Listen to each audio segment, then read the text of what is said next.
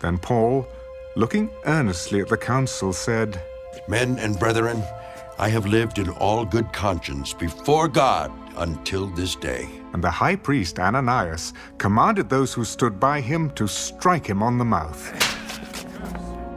God will strike you, you whitewashed wall. For you sit to judge me according to the law, and do you command me to be struck contrary to the law? Do you revile God's high priest? I did not know, brethren, that he was the high priest. For it is written, you shall not speak evil of a ruler of your people. But when Paul perceived that one part were Sadducees and the other Pharisees, he cried out in the council, Men and brethren, I am a Pharisee, the son of a Pharisee. Concerning the hope and resurrection of the dead, I am being judged. And when he had said this, a dissension arose between the Pharisees and the Sadducees, and the assembly was divided. For Sadducees say that there is no resurrection, and no angel or spirit, but the Pharisees confess both.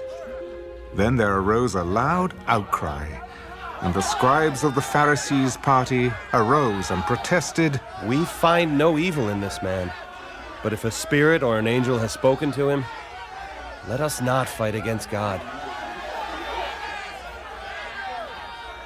Now when there arose a great dissension, the commander, fearing lest Paul might be pulled to pieces by them, commanded the soldiers to go down and take him by force from among them, and bring him into the barracks. But the following night, the Lord stood by him. Be of good cheer, Paul, for as you have testified for me in Jerusalem, so you must also bear witness at Rome. And when it was day, some of the Jews banded together and bound themselves under an oath, saying that they would neither eat nor drink till they had killed Paul. Now there were more than 40 who had formed this conspiracy. They came to the chief priests and elders. We have bound ourselves under a great oath that we will eat nothing until we have killed Paul. Now you, therefore, together with the council, suggest to the commander that he be brought down to you tomorrow, as though you were going to make further inquiries concerning him. But we are ready to kill him before he comes near. So when Paul's sister's son heard of their ambush, he went and entered the barracks and told Paul. Then Paul called one of the centurions to him.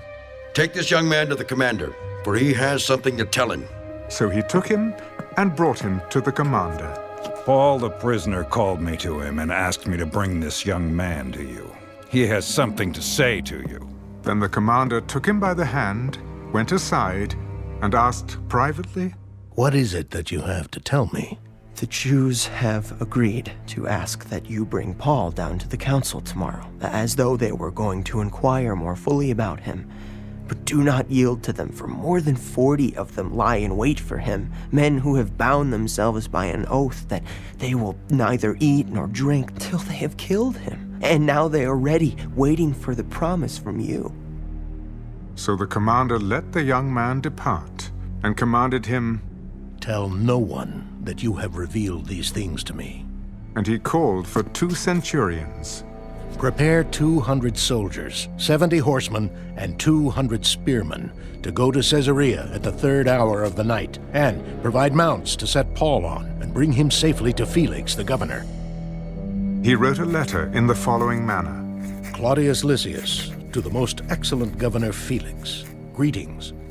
This man was seized by the Jews and was about to be killed by them. Coming with the troops, I rescued him, having learned that he was a Roman. And when I wanted to know the reason they accused him, I brought him before their council. I found out that he was accused concerning questions of their law, but had nothing charged against him deserving of death or chains.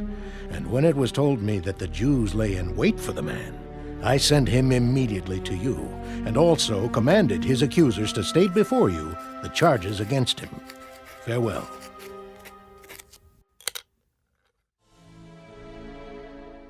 Then the soldiers, as they were commanded, took Paul and brought him by night to Antipatris. The next day they left the horsemen to go on with him, and returned to the barracks.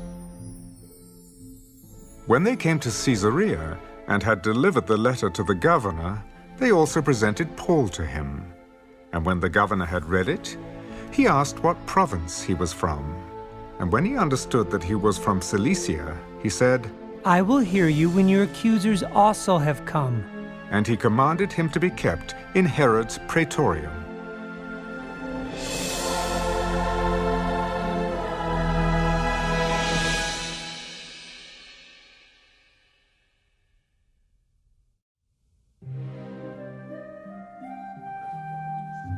Now, after 5 days, Ananias the high priest came down with the elders and a certain orator named Tertullus. These gave evidence to the governor against Paul. And when he was called upon, Tertullus began his accusation. Seeing that through you we enjoy great peace, and prosperity is being brought to this nation by your foresight, we accept it always and in all places, most noble Felix, with all thankfulness. Nevertheless, not to be tedious to you any further, I beg you to hear by your courtesy a few words from us. For we have found this man a plague, a creator of dissension among all the Jews throughout the world, and a ringleader of the sect of the Nazarenes. He even tried to profane the temple, and we seized him and wanted to judge him according to our law.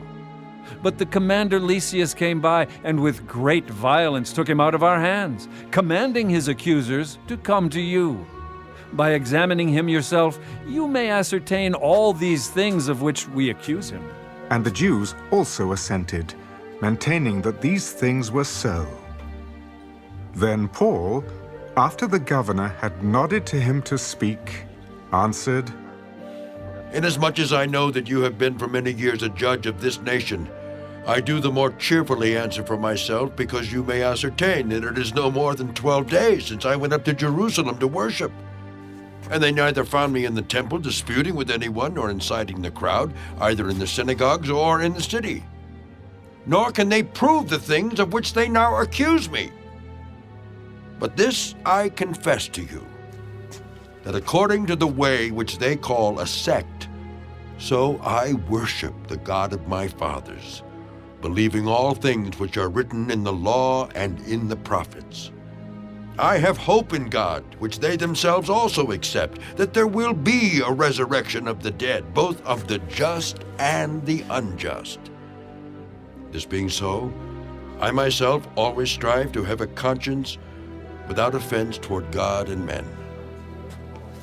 Now, after many years, I came to bring alms and offerings to my nation, in the midst of which some Jews from Asia found me purified in the temple, neither with a mob nor with tumult.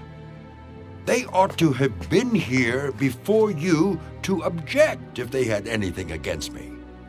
Or else let those who are here themselves say if they found any wrongdoing in me while I stood before the council, unless it is for this one statement which I cried out, standing among them, concerning the resurrection of the dead, I am being judged by you this day. But when Felix heard these things, having more accurate knowledge of the way, he adjourned the proceedings. When Lysias the commander comes down, I will make a decision on your case. So he commanded the centurion to keep Paul and to let him have liberty, and told him not to forbid any of his friends to provide for or visit him. And after some days, when Felix came with his wife Drusilla, who was Jewish, he sent for Paul and heard him concerning the faith in Christ.